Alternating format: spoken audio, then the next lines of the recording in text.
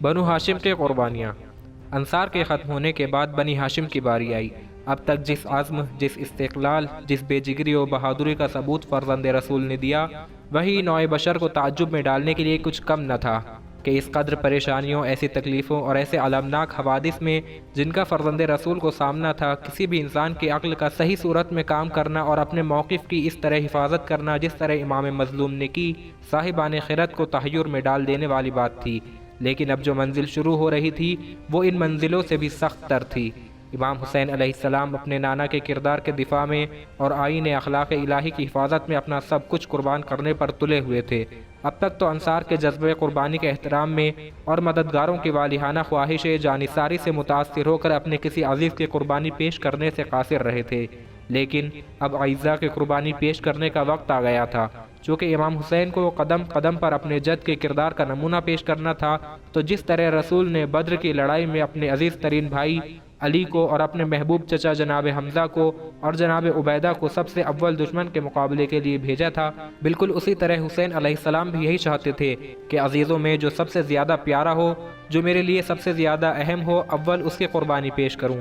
اس میں شک نہیں کہ اعزاء میں سے ہر ایک کی یہی خواہش تھی کہ سب سے پہلے میں فریضہ نصرت ادا کروں۔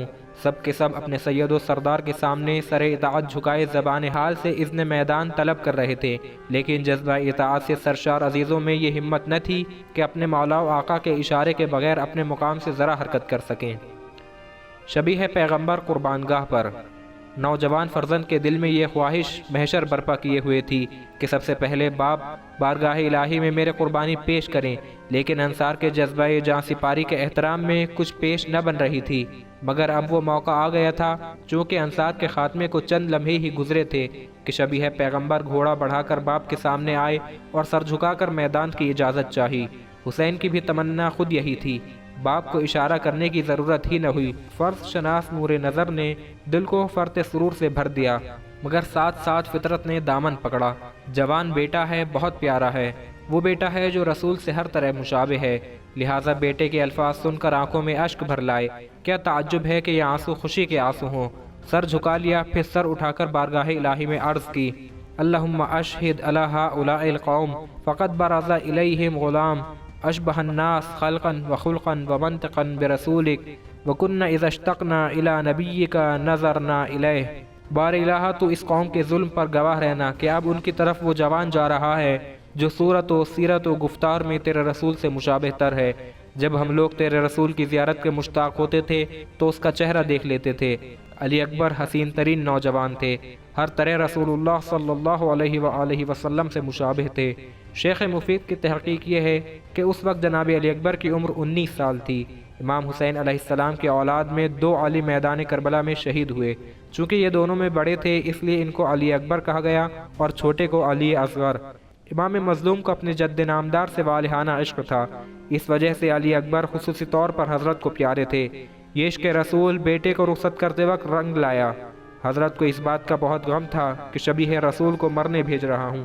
اب تک تو زیارت رسول سے مشرف ہوتا رہا، لیکن اب اس کے بعد جتنے لمحے اور زندہ رہنا ہے ان میں رسول کی زیارت نہ ہو سکے گی۔ بارگاہ الہی میں عرض کی تو یہی کہ اے میرے مالک، یہ بچہ میرا تیرے رسول سے بہت مشابہ ہے۔ جب میں تیرے رسول کی زیارت کا مشتاق ہوتا تھا تو اس بچے کے چہرے پر نظر ڈال لیا کرتا تھا۔ اب میں ایسی محبوب متاع تیری بارگاہ میں پیش کر رہا ہوں۔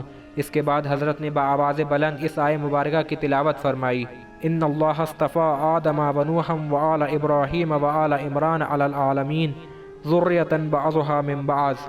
سورہ آل عمران آیت 33 اور 34۔ جناب علی اکبر نے اس آیت کی تلاوت سے یہ سمجھ لیا کہ بابا نے اذن جہاد دے دیا، تو فوراً اپنے گھوڑے کو ایڑ لگائی اور رجس پڑھتے ہوئے دشمن پر شیرانہ حملہ کیا۔ انا علی ابن حسین ابن علی نحن وبیت اللہ اولی بالنبی واللہ لا یحکم فینا ابن الدعی۔ حوالہ تاریخ طبری جلد 6 صفحہ 256، کتاب ارشاد شیخ مفید۔ میں علی حسین کا بیٹا اور علی کا پوتا ہوں۔ بیت اللہ کی قسم سب سے زیادہ ہم کو رسول اللہ کی وراثت کا حق پہنچتا ہے۔ خدا کی قسم ہمارے بارے میں زنا زادے کی اولاد ہرگز فیصلہ نہیں کر سکتی۔ یہ رجز کربلا کے تمام رجزوں سے بالکل مختلف ہے۔ اس میں نہ اپنی شجاعت کا اظہار ہے، نہ اپنے سید و آقا سے وفاداری کا اعلان ہے۔ اس میں تو اپنی عظمت اور اپنے مد مقابل کی پستی کا اعلان ہے۔ لوگوں اب بھی آنکھیں کھولو اور ہمیں اور ہمارے مقام کو پہچانو اور ہمارے دشمن کے مقام کو بھی سمجھو۔ علی اکبر یہ رجز پڑھ رہے تھے اور حیدری حملے کر کے فاتح خیبر کی یاد تازہ کر رہے تھے۔ لشکر کے جس حصے پر جا پڑتے تھے لشکری مقابلے کی تاب نہ لا کر راہ فرار اختیار کرتے تھے، یہاں تک کہ جب سامنے کا لشکر ہٹ گیا تو اپنے اس عظیم کارنامے کی داد لینے اور اپنی کامیابی پر باپ کے چہرے پر مسرت کی کیفیت مسرت دیکھنے کے لیے امام مظلوم کی خدمت میں حاضر ہوئے اور عرض کی، بابا دھوپ کی تیزی سے زرہ و بختر اور خود کا لوہا ایسا تپ رہا ہے کہ میرا جسم پھکا جا رہا ہے، پیاس کی شدت بڑھ گئی ہے، کاش اس وقت مجھے ایک گھونٹ پانی مل جاتا تو میں اس سے زیادہ جافشانی دکھاتا اور اس سے عظیم تر کارنامے پیش کرتا جو آپ کی مسرت و شادمانی کا باعث ہوتے۔ ضعیف باپ نے بیٹے کے یہ الفاظ سنے دل پھٹ گیا۔ حسین بے اختیار رو پڑے اور فرمایا، واہ غوثا، ہائے بیٹے، پانی تیرے باپ کو کہاں میسر ہے، جاؤ بہادری سے اپنی جان آفری کے سپرد کر دو، تھوڑا صبر کرو، ان قریب تم اپنے جد رسول اللہ صلی اللہ علیہ وآلہ وسلم سے ملاقی ہوگے جو تم کو ایسا سیراب کریں گے کہ پھر کبھی پیاس نہ لگے گی۔ علی اکبر کی شہادت۔ علی اکبر لشکر مخالف کی طرف پلٹ کر شدید حملے کرنے لگے۔ بہادر جس طرف گھوڑا بڑھا کر حملہ کرتا تھا سامنے کا لشکر جان کے خوف سے راہ فرار اختیار کرتا تھا۔ حال یہ تھا کہ میمنے پر حملہ کیا تو اس کو میسرے پر پلٹ دیا اور میسرے پر حملہ کیا تو اس کو میمنے تک پسپا کر دیا۔ ناگاہ مرہ بن منقد عبدی نے ایک تیر حلقوم جناب علی اکبر پر مارا جس نے حلقوم میں ایک شگاف پیدا کر دیا، خون بہنے لگا، لیکن جناب علی اکبر نے اس کا کوئی خاص اثر نہ لیا۔ شیر کے حملوں میں شدت اور بڑھ گئی۔ مرہ نے جو یہ صورت دیکھی تو کہا کہ اگر یہ جوان اب بھی حملہ کرتا ہوا میری طرف آیا تو میں ضرور اس کے باپ کو اس کے غم میں رلا دوں گا۔ چنانچہ ایک بار جب شبیہ پیغمبر حملہ کرتے ہوئے اس ظالم کی طرف پہنچے تو اس نے پشت پر آ کر نیزہ مارا جس کی انی پشت سے سینے کی طرف نکل آئی۔ اس صدمے سے حسین کا نوجوان بہادر فرزند اپنے گھوڑے پر ڈگمگانے لگا۔ قریب کے سپاہیوں نے جب اس شیر کو اس حال میں دیکھا تو تلواریں علم کیے ہوئے قریب آ گئے اور چہار جانب سے اس گرتے ہوئے شیر پر تلواریں پڑنے لگیں۔ حالت یہ تھی کہ علی اکبر گھوڑے کے گلے میں باہیں ڈالے ہوئے قربو سے زین پر پڑے تھے اور دشمن ہر طرف سے تلواروں پر تلواریں مار رہے تھے۔ اسی عالم میں آپ نے پدر بزرگوار کو آواز دی، بابا علی اکبر کا آخری سلام قبول کیجئے، یہ میرے جد جناب رسالت میں آپ تشریف لے آئے ہیں اور انہوں نے مجھے سیراب کر دیا ہے، بابا وہ آپ کے بے چینی کے ساتھ منتظر ہیں۔ یہ کہتے کہتے گھوڑے سے گر پڑے۔ جس وقت علی اکبر کی یہ آواز امام مظلوم نے سنی تو لشکر مخالف پر شدید حملہ کیا اور اپنے کو علی اکبر کے سرہانے پہنچا دیا۔ باپ نے دیکھا کہ جوان بیٹے کا جسم بری طرح زخمی ہے، دل پر جو گزری اس کو حسین ہی سمجھ سکتے ہیں۔ فرمایا، خدا اس قوم کو قتل کرے جس نے تجھ کو قتل کیا۔ کس چیز نے ان کو اتنا جری کر دیا ہے کہ خدا اور رسول سے بالکل خوف نہیں کرتے اور انہوں نے پردہ حرمت رسول کو چاک کر دیا ہے۔ اے میرے لال، تیرے بعد زندگانی دنیا پر خاک۔ حوالہ تاریخ طبری جلد 6 صفحہ 256۔ حمید ابن مسلم کہتا ہے کہ میری آنکھوں میں اب بھی وہ منظر ہے جو میں نے اس وقت دیکھا۔ میں نے دیکھا کہ خیام حسینی سے ایک بی بی بے تابانہ روتی پیٹتی نکلی، وہ نہایت دردناک آواز میں چیخ رہی تھی، ہائے میرے پارے جگر، ہائے میرے پیارے بھتیجے، اور اس بی بی نے اپنے کو علی اکبر پر گرا دیا۔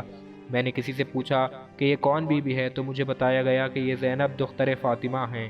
حسین پہنچے اور ان کو صبر کی تلقین کرتے ہوئے خیمے میں پہنچایا۔ اس کے بعد حضرت نے جوانان بنی ہاشم کو آواز دی کہ آؤ اور اپنے بھائی کی لاش کو اٹھاؤ۔